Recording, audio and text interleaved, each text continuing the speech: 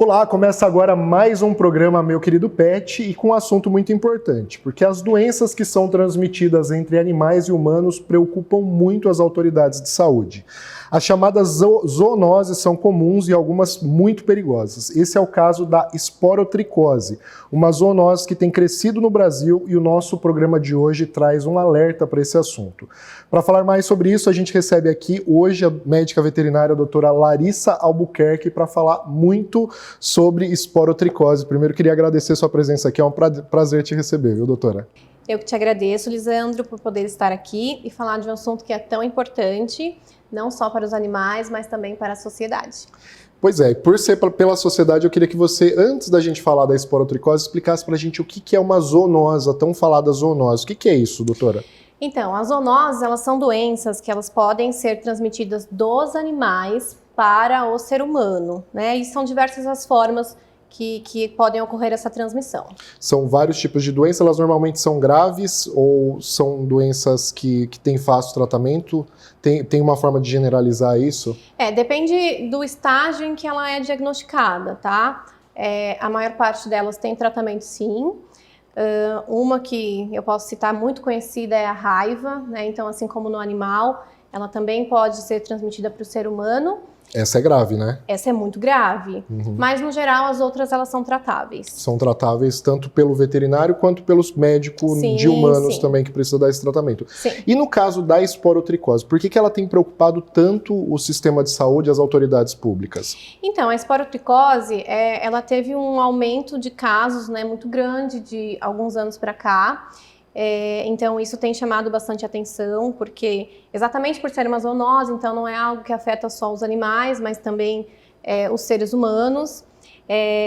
Antigamente ela era uma doença que chamávamos até de doença do jardineiro, porque os jardineiros estavam lá mexendo nas plantas, acabavam se furando e adquiriam, né, esse fungo. Porque como que ela é transmitida? Explica pra gente. Então, no caso de pessoas que trabalham diretamente com a terra, com adubo, eles podem pegar, assim, por arranhão ou por se machucar, né, diretamente no solo, né, porque é um fungo que ele fica no solo. Dos gatos, né, que é o mais comum a gente ver a doença, eles geralmente também pegam ou arranhando troncos de árvore, ou plantas, ou adubo, e aí eles transmitem para outros gatos através da arranhadura. Da própria arranhadura ele faz essa transmissão. E é assim que ele também transmite para o ser humano? Isso, exatamente, a partir da arranhadura. Então, o fungo ele fica lá embaixo da unha do gato. Na hora que ele arranha, né, ou o outro gato ou o ser humano, ele inocula na pele. E aí o fungo começa a se desenvolver. E com o desenvolvimento desse fungo, quais são os sintomas, tanto no animal quanto no ser humano? No animal, geralmente começam a aparecer feridas por toda a pele, pelo corpo. O mais comum é a ferida no nariz, né, que a gente até chama de nariz de palhaço, e nas pontas das orelhas, porque é os locais onde eles geralmente atacam um ao outro.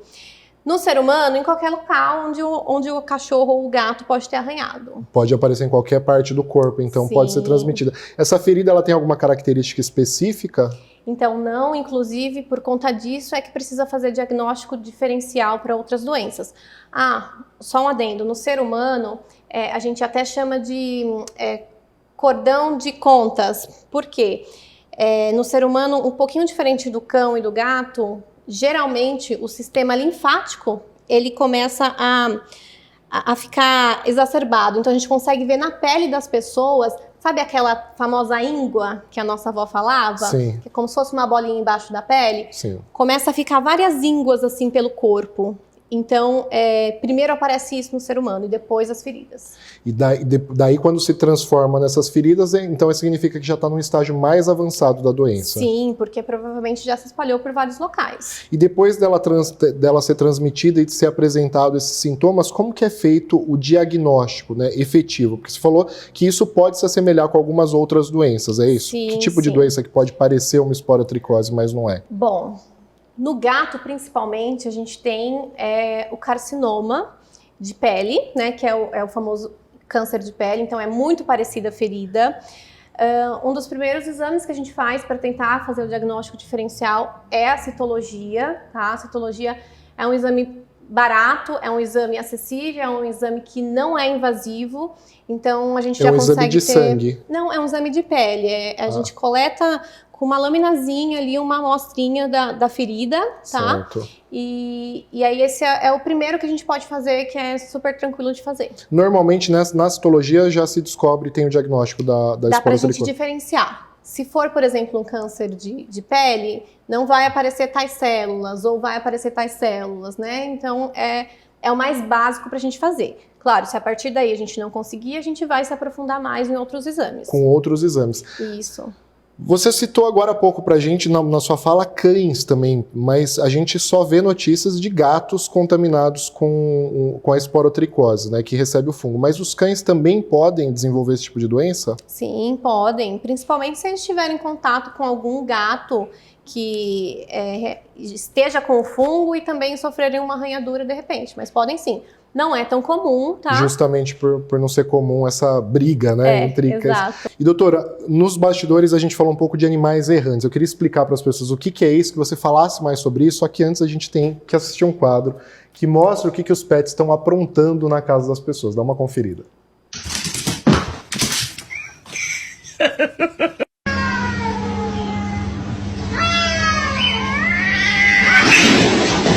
Stop, you're scaring me. You're scaring me. I said no. Bombastic side-eye. Criminal offensive side-eye. Okay.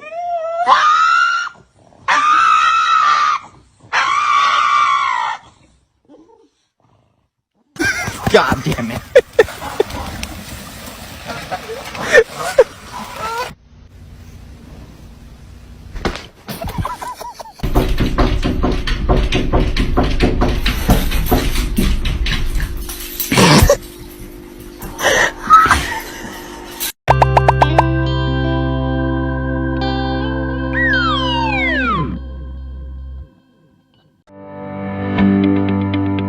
Grupo Polieducação, há 28 anos oferecendo cursos com os melhores especialistas em medicina veterinária para você que não quer ficar só na teoria. Sabe por quê? Além de ser uma instituição habilitada pelo Conselho Federal de Medicina Veterinária, a estrutura aqui é completa. Então você vai vivenciar na prática tudo que você aprende na teoria, porque o ambiente aqui é de hospital veterinário. Aqui tem desde a triagem, laboratório de análises clínicas com equipamentos modernos de última geração, consultórios, salas de aula e o ambiente cirúrgico com cursos voltados até para médicos já formados. São muitos cursos, desde auxiliar de médico veterinário, aprimoramento de técnicas cirúrgicas, instrumentação, análises clínicas e muito mais. E o melhor, desde a sua matrícula você já está contribuindo com a causa animal, sabe por quê? Porque aqui é atendido mais de 400 pets por mês de ONGs, ruas e todos com atendimento gratuito.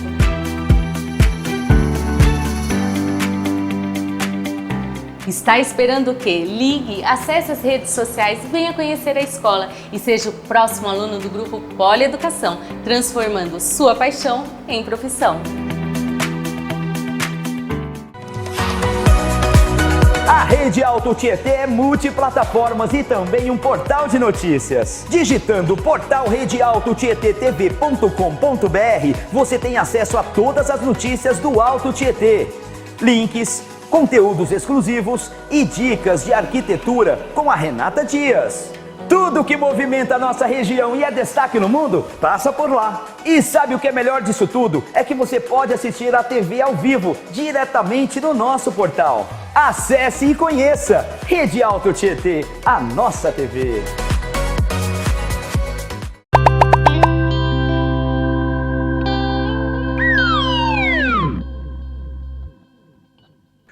Voltamos com o programa Meu Querido Pet e a gente estava falando sobre animais errantes, mas antes de voltar para esse assunto, doutora, eu queria lembrar todo mundo que vocês estão vendo aqui embaixo vários animaizinhos aparecendo, são animais que estão disponíveis para adoção pela ONG Paz. Para você conferir a história deles ou quem sabe adotar um deles, tem o QR Code aqui embaixo também. É só você mirar para a TV, fazer a leitura desse QR Code, conhecer esses animaizinhos que precisam de um lar e, quem sabe, adotar um deles por aqui.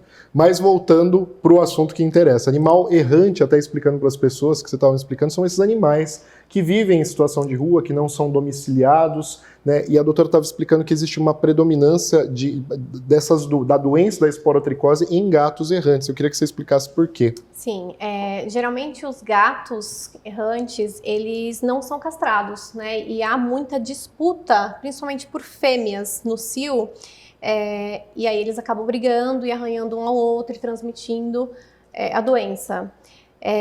Também existem aqueles gatos que são semi-domiciliados, né, que eles têm lar, eles têm casa, mas os tutores acabam deixando eles saírem para a rua e aí eles também brigam e acabam pegando a doença. Com mais facilidade. Na Sim, verdade, não é a com condição facilidade. física do animal que permite um acesso maior à doença, mas na verdade esse comportamento, já que a transmissão é Isso. sempre através dessas arranhaduras, né? E Isso. tem raça mais propensa de gato ou de cachorro a pegar a esporotricose também? Não, raça não. Qualquer raça pode pegar, mas como a gente, né, já falou, principalmente esses que são semi-domiciliados ou errantes. Você tinha falado pra gente também sobre uma questão da condição imunológica do animal, né? Talvez a condição de saúde ajude ou atrapalhe o desenvolvimento da doença, né? Com certeza. Um paciente que está com uma condição imunológica mais baixa, ele vai desenvolver a doença mais rápido, os sintomas serão mais exacerbados. E aí, às vezes, a gente precisa até associar outros tipos de tratamento, porque como esse fungo ele começa a causar essas feridas, né? A gente pode ter ali, de repente, uma infecção secundária, dependendo de como estão essas feridas.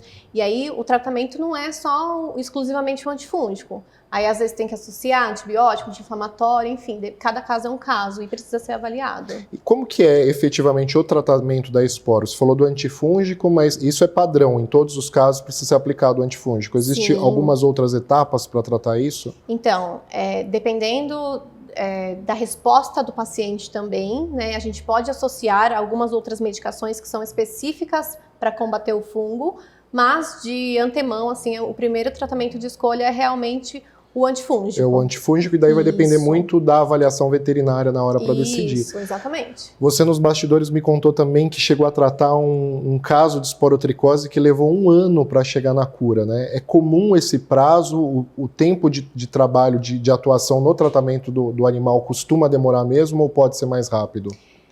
Depende do quão avançado está. Este caso realmente era um caso bastante avançado. Infelizmente, esse gatinho, ele tinha, assim, todos os dígitos já bem feridos, tinha exposição óssea por conta do fungo, então foi um tratamento bem demorado. Inclusive, neste caso, nós associamos a terapia de ozônio, que foi, nossa, extremamente benéfica, ajudou muito na recuperação dele. E aí levou 1 ano por conta disso, porque estava muito avançado. Mas assim, eu já tratei casos de 4, 5, 6 meses e que ficaram super bem, porque não era tão avançado. A média é essa, 4 meses. Que é um tempo longo também, né? Pra se a gente parar para pensar, né? O tutor se dedicar todo esse tempo. E tem muitos tutores, né, doutora, que você estava falando, embora esse seja um caso típico de muitas vezes o animal ser eutanasiado por conta do risco que oferece para a sociedade, existe tratamento hoje, você fez a defesa do tratamento, né? E existem hoje, a maioria dos casos na clínica, os tutores defendem o tratamento ou preferem fazer a eutanásia? A maioria deles, sim, querem fazer o tratamento, né? Mesmo sabendo da possibilidade de que eles também podem acabar adquirindo, tá? Isso é uma coisa importantíssima que a gente sempre fala. Mas a maioria deles hoje quer sim optar por fazer o tratamento, até porque assim, é uma doença com possibilidade de tratamento, né? A legislação permite o tratamento desse tipo de doença. E hoje, quando um caso é identificado, a clínica por si só, além de fazer o tratamento, ela precisa fazer uma comunicação, né, pro... Isso, o ideal é que seja feita essa comunicação para os órgãos competentes, tá? Exatamente para poder fazer esse mapeamento, né, de onde está tendo mais, menos, onde precisam ter mais ações para conversar com a população, né, sobre a doença, informar, enfim, realmente conscientizar. A gente falou aqui, e eu achei até curioso, porque eu nunca imaginei que a castração pudesse estar relacionada com a prevenção da esporotricose, mas você falou com muita clareza, né, que realmente a mudança do comportamento e o fato do animal não buscar as fêmeas evita essas brigas, então previne a saúde dele. Mas existem também outras formas de prevenir a esporotricose. Existe, por exemplo, uma vacina para prevenção, como existe a antirrábica, como existe vacina anti-sinomose, que é a polivalente? Infelizmente, não existe, né? Então, para quem tem o bichinho em casa, o ideal é que não deixe sair, né? Agora, os animais da rua, infelizmente, estão bem mais propícios. Isso é muito comum, né? As pessoas elas têm uma tendência de achar que o gato tem que dar uma voltinha, tem que sair para a rua. Você, como veterinária, acho que pode fazer o alerta para as pessoas não fazerem isso, né? O gato não precisa dar uma voltinha. A felicidade do gato é uma cama para ele dormir o dia todo, uma caixinha, a comidinha dele ali. Nós domesticamos os gatos, né? Então, realmente não é algo que eles precisem, Até né? porque quando ele sai para dar uma voltinha, ele se submete a outros riscos, né? Sim, Pode não ser. atropelamentos, principalmente, Tem né? gente que envenena, né? Infelizmente. Exatamente. E doutora, durante o tratamento, para as pessoas terem um pouco mais de tranquilidade em casa, enquanto esse animal está sendo tratado da esporotricose, é seguro para quem está convivendo com ele? Ele costuma ficar só na clínica veterinária e não tem mais contato com o tutor? Como que funciona isso? Não, então, como é um tratamento de longuíssimo prazo, né? Geralmente esses animais eles vão para casa, sim. O tutor é quem continua o tratamento dele, tá? Depende muito da docilidade do paciente. Tá? Por exemplo, o gato é super bonzinho, é um animal que aceita ser medicado via oral, porque é uma medicação via oral. Uhum. Então, assim, o risco é muito baixo. Agora, se é um gato irracível, um gato que ninguém consegue pegar, Tem o costume de arranhar. tem o costume já de arranhar, e é bem complicado. E aí, saindo um pouco agora da área veterinária, que eu sei que não é o seu forte, mas eu acho que as pessoas estão preocupadas com isso, né? No caso do animal com esporotricose, ela foi contaminada com a esporo.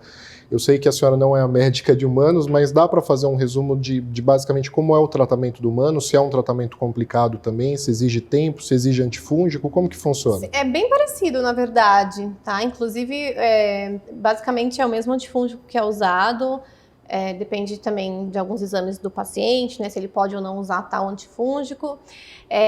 Também é um tratamento prolongado, tá? Demorado. É muito importante que seja dito para o médico que você tem contato com animais, se você notar, né, alguma ferida ou esse cordão de contas, como eu comentei, para até direcionar, né, o médico para que ele possa entender que aquilo ali pode ser uma zoonose. Melhora a situação. Perfeito, eu acho que ficou muito completo as informações que a gente tem aqui.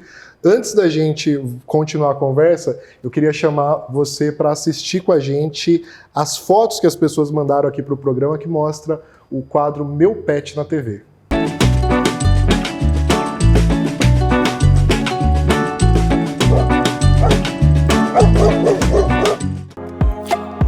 E hoje a gente precisou reservar um quadro inteiro para quem tem uma casa cheia de pets.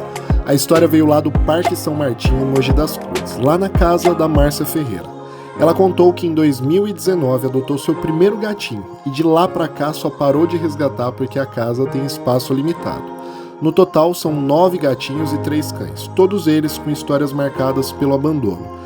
Tem o Neguinho e o Nick, que foram resgatados filhotes, a Nina, que era bem arisca e pelo amor da Márcia, hoje é uma das mais amorosas, e não faltou criatividade para criar nomes. Ainda tem o Prim, o Didinho, Fifi, Peck e Cacá. Todos eles resgatados adultos, olhem só os olhos verdes desse aqui. Já entre os cachorros tem a Princesa, a Estrela e o Joey. Todos a Márcia resgatou quando adultos e abandonados. A Princesa estava com as patas queimadas de tanto andar no asfalto quente. A Estrela apanhava de outros cachorros na rua e o Joey a Márcia levou para casa porque seu antigo tutor o mantinha na rua e sem cuidados. Hoje todos eles são bem cuidados e seguros na casa da Márcia, que deixou a sua história registrada no programa de hoje.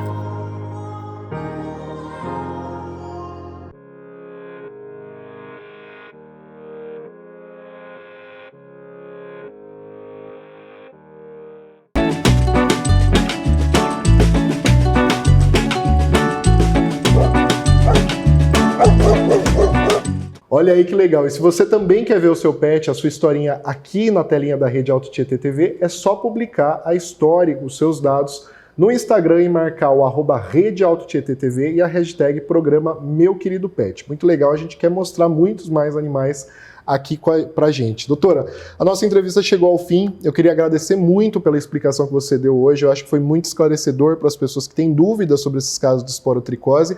E eu queria que quem tivesse mais dúvida pudesse falar, entrar em contato com você. Queria que você deixasse suas redes sociais, os seus contatos para o pessoal que está assistindo. Claro. Bom, pessoal, eu vou deixar o da clínica, tá? Eu sou bastante ativa lá, então se quiser perguntar alguma coisa, fiquem à vontade, sou eu mesmo quem vou responder. @vetpaiol São Miguel. É isso.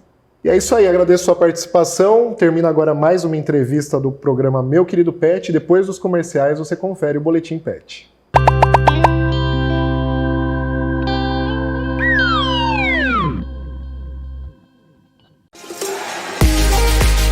Olha só quem chega na tela da Rede Auto Tietê.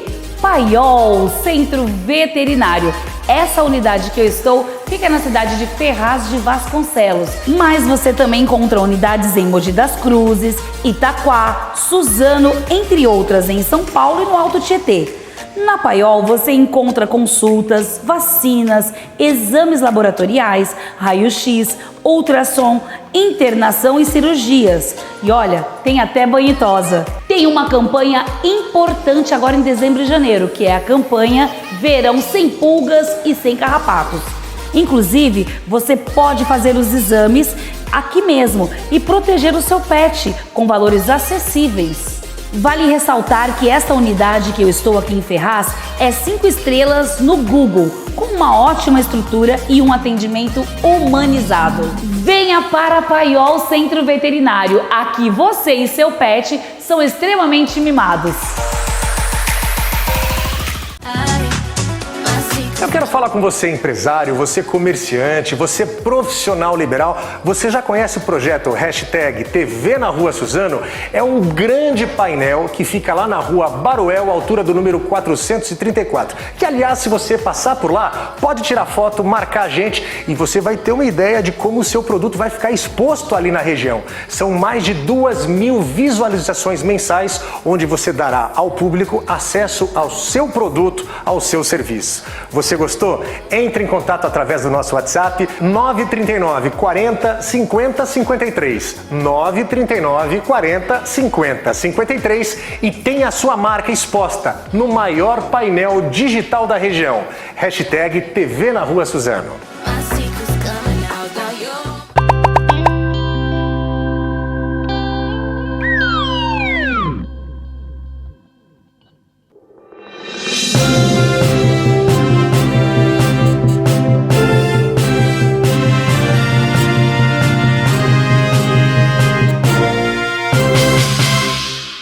E você confere agora mais um Boletim Pet, as principais notícias da causa animal passando na sua telinha. Pet Censo 2023 listou os principais nomes e raças dos animais de estimação no Brasil. A análise foi feita com mais de 2,5 milhões de animais, entre caninos e felinos. O levantamento destacou, olha que legal, os cães sem raça definida, os famosos vira-latas, lideram a lista de raças que mais ocupam lares brasileiros, seguido pela raça Shih Tzu e depois pelo Yorkshire Terrier. Já no caso dos felinos, os vira-latinhas também lideram o ranking, seguido pelas raças Azul Russo e pelo Gato de Bengala, que compartilham o 2º e o 3º lugar, respectivamente. O levantamento ainda analisou qual o nome que os tutores mais batizaram seus animais de estimação. E adivinha qual foi o resultado? Engana-se quem achava que o famoso caramelo estaria no topo do ranking. No caso dos cães, os nomes mais escolhidos pelos brasileiros foram Mel, Luna e Nina, 1º, 2º e 3º lugar, respectivamente. O primeiro nome masculino aparece em 4º lugar, sendo o Thor. Já para os gatos, os primeiros lugares ficaram para Nina, Mia e Mel, respectivamente. O primeiro nome masculino apareceu só em 7º lugar, sendo Simba. A lista completa do Pet Censo 2023 pode ser acessada pelo site r7.com. E atenção, uma pesquisa mostra o perfil de animais abandonados no Brasil. De acordo com a pesquisa nacional Animais Abandonados e Devolvidos, realizada pela Cobase Cuida, cerca de 81% dos pets abandonados são cães e 80% deles são adultos. Em sua maioria, SRD, os cães sem raça definida. Os vira-latas pretos e caramelos são os que mais sofrem com abandono no Brasil. Entre os cães de raça, os mais citados foram o Pitbull, o Shih Tzu e o Chow Chow. A pesquisa ainda destaca que no caso dos gatos, apesar de representarem uma menor parcela do abandono, também se destacam os gatos vira-latas como principal vítima desse tipo de crime, totalizando 97% do total dos abandonos. Os siameses e os persas também foram citados durante a pesquisa. Já a faixa etária mais predominante foi a de gatos filhotes e a de pelagem preta. Os dados levantados pela pesquisa também apontaram os motivos mais comuns para o abandono dos animais. Segundo esses dados, 68% dos abandonos são motivados por mudança de residência. Outras causas citadas com frequência foram a mudança na rotina do tutor, um outro animal na casa não se adaptar ao pet ou a impossibilidade de cuidar de uma doença desse pet. A pesquisa ainda aponta que nos meses de férias, julho, dezembro e janeiro, há um aumento significativo no número de abandonos no Brasil. O estudo foi realizado com 54 ONGs e protetores independentes. E um homem processado pelo próprio cão fecha acordo com o Ministério Público para não responder criminalmente. Para você entender melhor essa história, uma agressão foi cometida em junho deste ano em Ponta Grossa, no estado do Paraná. O episódio foi registrado por câmeras de segurança e, na época, um homem foi preso em flagrante, mas recebeu liberdade provisória no mesmo dia. O cão de nome Toquinho foi resgatado por uma ONG. Em outubro, a Justiça aceitou Toquinho como autor de um processo civil que pede indenização por dano moral. Além disso, no âmbito criminal, o homem também foi acusado pelo crime de maus tratos. No mês passado, o animal foi adotado e ganhou um novo lar e um novo nome. O homem processado por danos morais pelo próprio cachorro por agredi-lo com um pedaço de pau confessou as agressões e firmou um acordo com o Ministério Público do Paraná para não responder criminalmente por maus tratos. O Acordo de Não Persecução Penal, ANPP, proposto pelo Ministério Público, determina o pagamento de multa de R$2.000 e libera o acusado de um processo criminal. Porém, ele ainda segue respondendo na área civil por danos morais. De acordo com os advogados de Toquinho, o processo civil que busca a indenização por danos morais está com audiência de conciliação agendada. Os advogados afirmam que desde o início foram contra o acordo firmado com o Ministério Público na esfera criminal e que eles vão recorrer na justiça. E tem boa notícia, Tamanduá-Bandeira, considerado extinto há mais de 100 anos no Rio Grande do Sul, reaparece. O registro foi feito no estado do Rio Grande do Sul após 130 anos da espécie ser considerada extinta no estado. As informações são da Secretaria Estadual do Meio Ambiente e Infraestrutura, SEMA. As imagens do animal foram captadas por uma câmera acionada à distância instalada por ambientalistas no Parque Estadual do Espinilho, em Barra do Quaraí.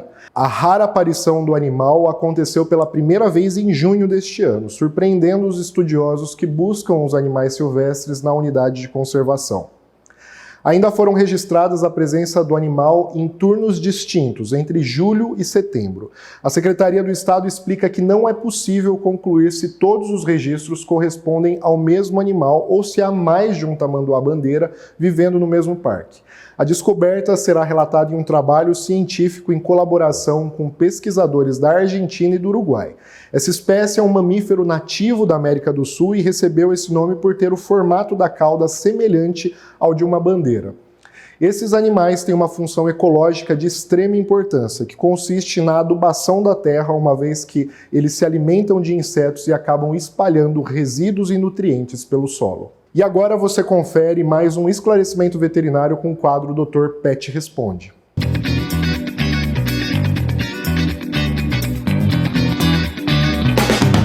Como que a gente sabe se o seu animal está com frio ou não? Geralmente no inverno, no frio, a galera coloca muita roupa no animal sem necessidade. A temperatura dos cães são bem mais elevada do que o ser humano. O ser humano geralmente é 36. O do cão, do gato, vai até 37,5 até 39,3. Só por aí já é um indicativo que você não pode se comparar com o ser humano.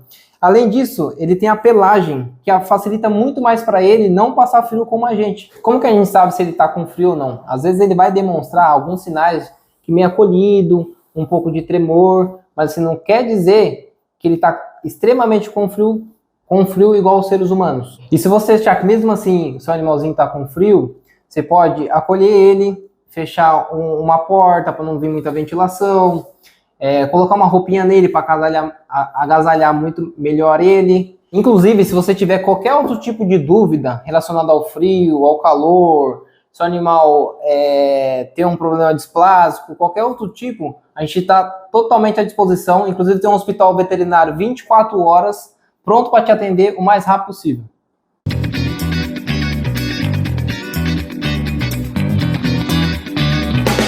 E esse foi o Boletim Pet de hoje. Você fica agora com o quadro Histórias que Inspiram. Eu te espero no próximo programa. Até lá.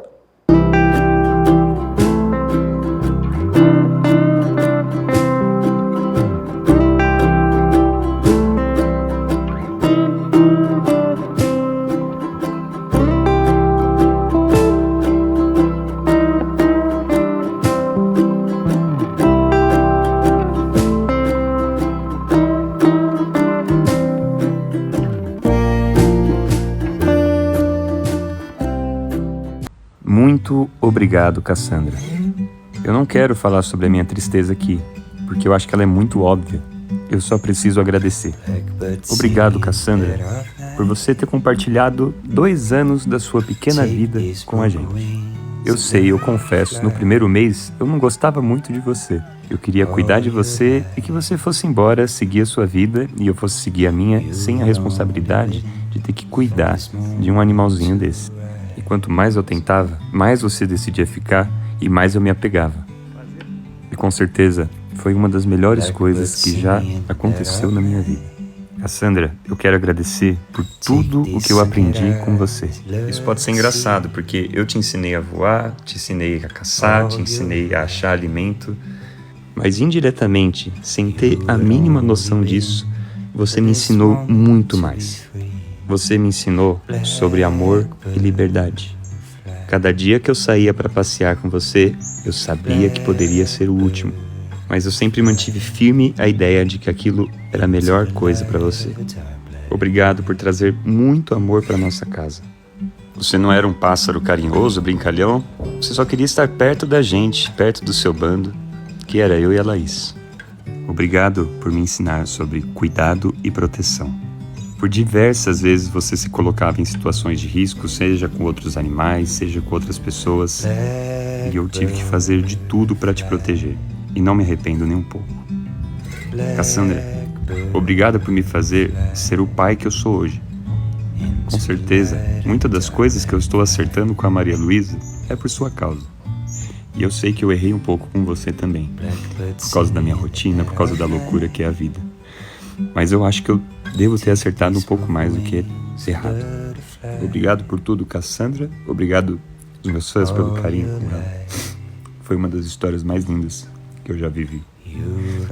Eu vou sentir muita falta. Obrigado por mudar nossa vida.